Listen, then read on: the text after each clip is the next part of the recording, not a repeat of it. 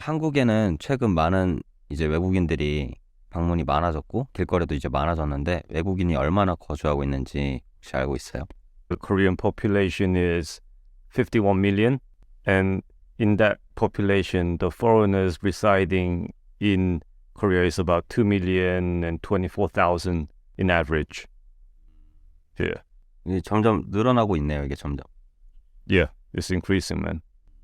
이 안에 외국인 중에 Uh-huh. 이제 특정 국가가 좀 많잖아요. 그 특정 국가는 어느 나라고 또 얼마나 많은지 혹시 얘기를 해줄 수 있어요? From the data up to 2022, out of those 2,024,000 foreigners, about 879,804 오, are Chinese.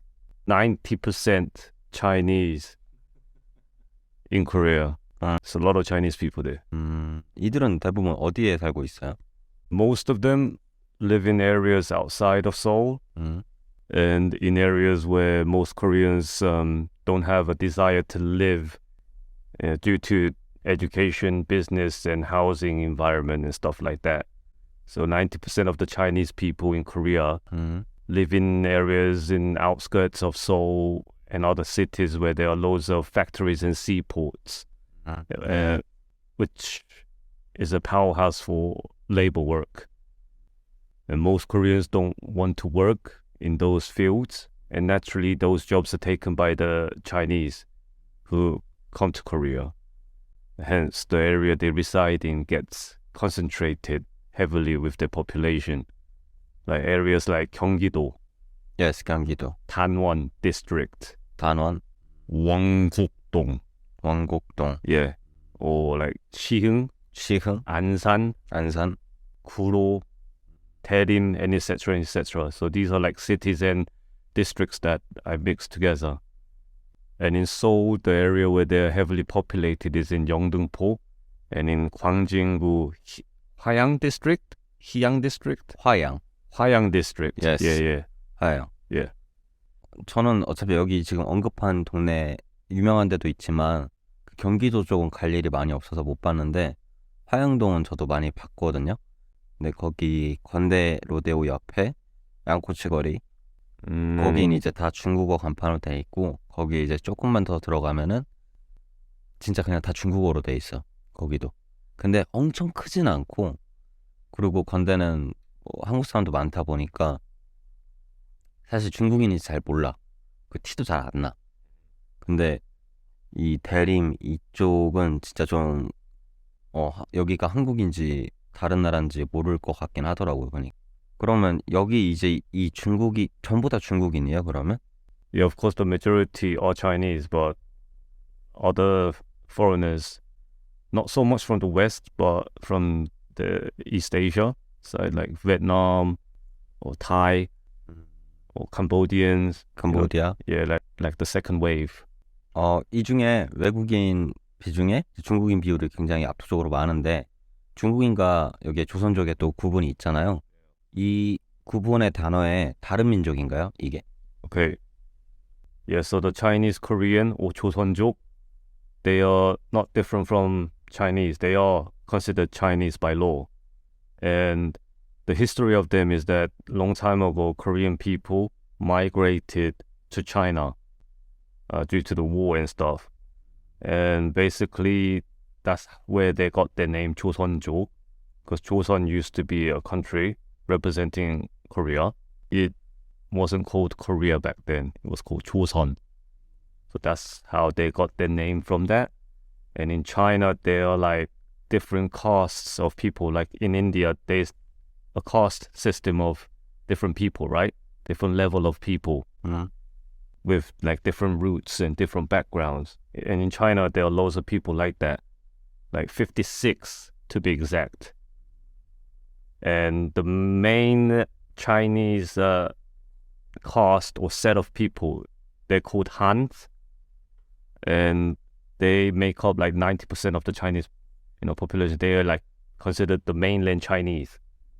And Joseon-jok is a set of caste people within those 56 caste set of people, you know. So from the history itself, they are considered Chinese. 그렇다면 왜 한국인이었던 조선족들이 중국에서 살게 되었는 거예요, 그러면? Okay, these are the people who went to China when Korea was not divided from north to south, and the Japan took over Korea, right? Long time ago, not that long ago, but and some escaped from the Japanese labor camps, or to escape from the war atrocities that they faced, and they migrated to the place called Manju, 만주. which is north, and that area is under the Chinese power. It's governed by the communist power, right? And what it was is that throughout the time, a big community started forming, and that's how they became known as joseon-jok. 그럼 일본이 결국 2차 세계대전에서 패망을 했잖아요. 패망을 하고 한국은 독립을 하게 되었고, Yeah. 근데 그때 조선족들은 한국으로 다시 돌아올 수 있었는데 왜 다시 오지 않은 거예요, 그러면? Yeah, so after being freed from the Japanese rule, the Koreans had a choice to either go back to Korea, which by that time it was divided from north to south, and they were allowed to go back to Korea, but the north side, not the south, or stay in Manju under the Chinese government. 뺏긴 거네, Yeah, 한국 당연. yeah. And some of them just made the choice to stay in Manju because they were given like the right to own lands and given the right to have a citizenship or Chinese citizenship under the rule of General Mao. Some of them took the communist lifestyle and some of them went back to North Korea. And after that, Mao, he destroyed every historical text or culture that could have interrupted his like communist power, and eventually the people in Manju lost their historical roots, and after generations overlapping, their identity now fully became Chinese. 조선족은 지금 시간이 오래 지났는데 왜 이제 와서 한국이 아니라 뭐 북한으로 갈 수도 있는 건데, 왜냐면 이제 정치 체제가 맞잖아요, 중국이랑 북한이랑. 근데 왜 한국으로 자꾸 오게 되는 거예요, 조선족들은? So China excluded them and didn't really give them any chance for a good standard of living. And they started to drive them out from the mainland, you know, the caste system. Because I told you the main caste of set of people in China is called the Hans. And, you know, they just didn't really get along with each other. Because the Hans, they consider themselves original, right? They started getting all the benefits, right? And the majority of the joseon-jok came to the south because of the living environment to better themselves. And obviously South Korea offer far more freedom and good quality of work compared to the north. And not to mention it isn't a communist country. It's a democracy, right? So especially in the 90s, there were a big movement of them migrating into Korea, the South Korea side. And the government had to make some kind of strong regulations to control the number of population coming into Korea. And all these made a market for brokers to illegal smugglers to smuggling people into South Korea. And that business is really big here now. So like fake forged IDs to marriages and etc. etc. They started forming. 그러면 한국에서의 조선족들은 생활이 어떻게 돼 있어요? Most of them took in jobs in factories and, you know, what you would call blue collar jobs, which a lot of Koreans don't really want to have because it's considered low. I don't know why, but that's how it is. And although the pay is not that great or not considered to be much in South Korea, when they took that money to China, they could live a good standard of living there. So many of them took the risk to come to Korea illegally for this reason and just basically wanting a better life and a better standard of living. And amongst them, having an idea of a Korean dream became a trend. Like a lot of people saying, oh, it's the American dream. Because there was so much illegal number of people coming in. The Korean government in 2004 allowed them to have a visa or citizenship if their parents were Korean or had a Korean passport. And in 2007, they made working visas available for 5 years. And in 2010, they allowed them to have a license to work in service industries. So if they lived in Korea for 3 years, then they were given the right to vote as well. 그건 되게 심각한 문제인데요. Yeah, and this led to another problem recently when coronavirus hit, because they started demanding the same amount of money support from the government when they still had, the kind of communist mindset, which is the opposite from the Korean mindset, which is democracy and republic, And this led the Koreans to have a more downward image on looking at them. So in retrospect, their standard of living in Korea is not bad at all. They get all the visas, they get the right to vote, and etc. etc. 앞서 얘기한 것만으로는 조선족들이 한국에서 인식이 엄청 나쁘게 생각은 안 드는데 그래도 그건 가끔 있는 일이니까. 근데 그럼에도 불구하고 이 인식이 엄청 나빠진 계기가 있어요, 혹시? Yeah, I mean, like back in 2016, right?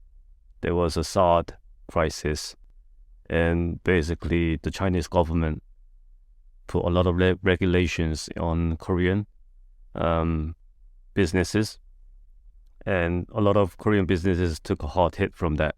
The people, the joseon-joks in Korea, they supported the Chinese government and the Chinese side, where they took all the benefits from the Korean people and the Korean government.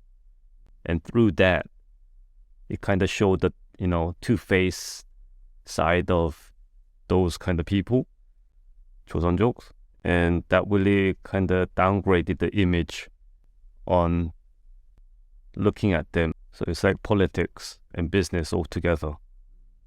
Yeah, that was like the main kind of big one that played a big part on, not having such a good image on them. 앞에서 이야기한 것들은 대부분 뭐 정치 체제나 무언가를 지지하는 마음에서 인식이 나빠진 거를 그냥 우리가 다르다라고 인식을 할 수가 있는데, 근데 그거보다 더 큰 이유가 있거든요. 한국인들이 느끼는.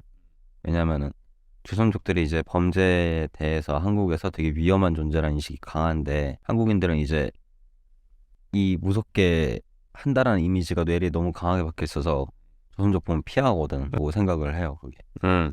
That's true. Like Koreans, they don't have a good image on looking at them because, like you said, the crime.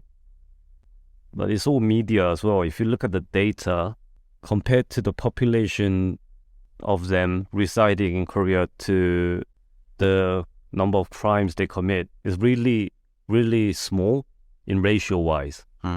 It just seems fucking a lot because there's so much population of them here. Whereas if you compare like Russians to Mongolians in Korea, there's like not much of them in Korea. But ratio-wise, the crime rates are much higher.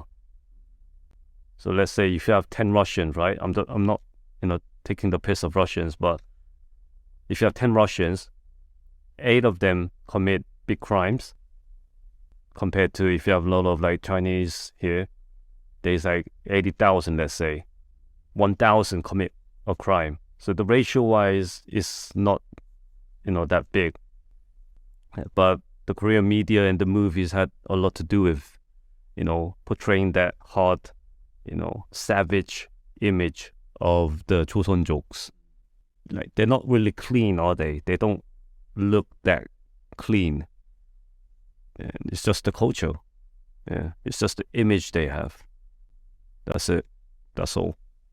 예를 들어 한국 경찰의 인터뷰를 한 걸 봤는데 그 경찰이 이제 한국인의 신고를 받고 나갔을 때랑 그 조선족 동네에 신고가 생겼을 때 나갔을 때 출동했을 때 대처가 되게 다르다고 들었거든요.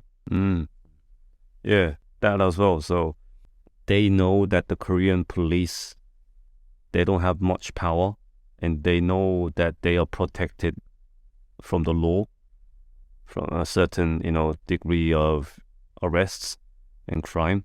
So they kind of manipulate and use that to their advantage.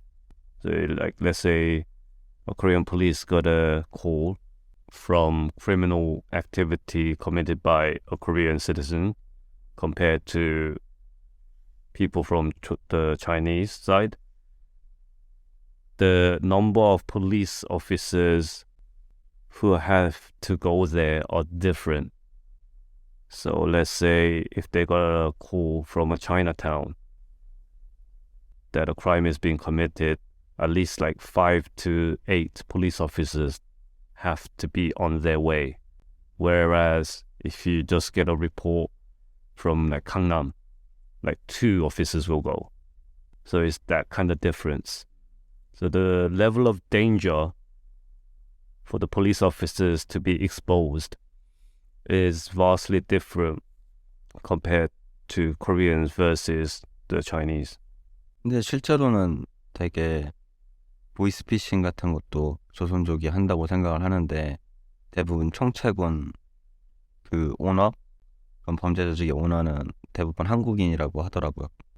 Yeah, man. So like the head of each crime, let's say, it is managed by a Korean citizenship guy or woman.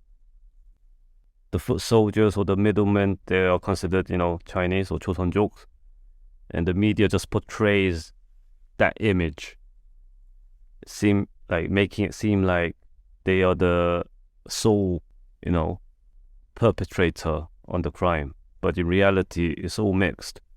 So you can't just blame one race or one set or one caste of people to have fucked up the image of a country or whatever. 그럼 한국 경찰은 어떤 모습이에요? Fucking soft. Not really reliable. Just not really reliable. Bunch of like fucking weak ass people just getting money from the government and from our taxes. Yeah, not a really good image I have on them. 근데 막 엄청 부패하거나 그렇진 않잖아. 뭐 멕시코 경찰이나 뭐 태국 경찰들처럼 뭐 금품을 많이 받고 일을 처리하거나 그러진 않잖아. Like in that sense, it's very safe and very honest working. But at the same time, like I feel you need a little bit more violence and a little bit more power of enforcement to get shit done. Like I always say to my girlfriend, if you have a trouble in the street or you have any kind of like, if you're in a fucked up situation, don't call the police, call me. Like I have zero kind of trust in them. And I'm not saying they're corrupted or nothing like that, but I'm just saying like they just don't. 근데 공권력이 강하면 그걸 남용할 수도 있어서 이렇게 소프트하게 하는 거 아니야?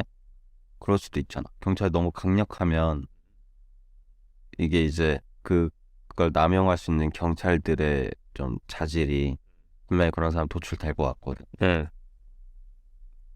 차라리 그게 낫다는 거야 그러면? Yeah, because no fucking government agency like politicians, they're fucking corrupt anyway. And we're doing fine. Yeah, so I don't see a problem with that. Even if that doesn't exist, there's still corruption in the higher end. 뭐 그냥 죄 만들어서 먹이기도 하고 뭐 그럴 수도 있지 않나라고 나는 싶어. 공권력이 너무 강하면. Like, even if the power is weak, I'm saying those things still exist. It doesn't matter if they have more right or they have more power or they have less power. If you're that kind of person, you're gonna do it anyway.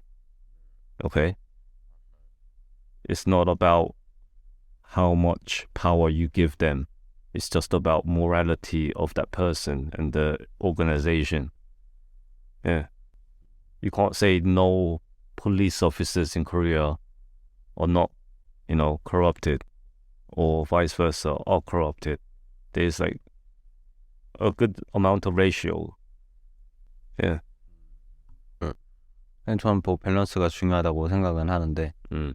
뭐 경찰이 소프트한 거는 뭐 한국이 그나마 좀 범죄율이 흉악 범죄는 그래도 다른 흉악 범죄가 높은 나라에 비해서는 높진 않으니까 그럴 거라 생각을 하는데 법이 약한 거는 또 별개의 문제인 것 같아서 경찰이 막 과잉 진압하고 뭐 요런 거는 그래 뭐 그렇다 쳐 과잉 진압이 필요한데 못하는 거는 근데 실제로 이제 얘가 법 아래에서 죄가 있다고 하더라도 그 죄에 대한 형벌이 낮은 게 저는 더 큰 문제라고 생각을 해요. 뭐 경찰이 뭐 시민을 보호해주고 뭐 사실 그런 일이 한국은 그나마 좀 적으니까 라고 생각은 드는데 그거에 대해서는 어떻게 생각해요? I do agree that the law on like Class A criminal act should be more harsh, like rape, pedophilia, and stuff like that. And Korea has a fucking weird law system where those sex offenders or sex abusers, they get like maximum 3 to 5 years, and whereas if you smoke a little weed, you get like 10 years. It's a bit weird like that.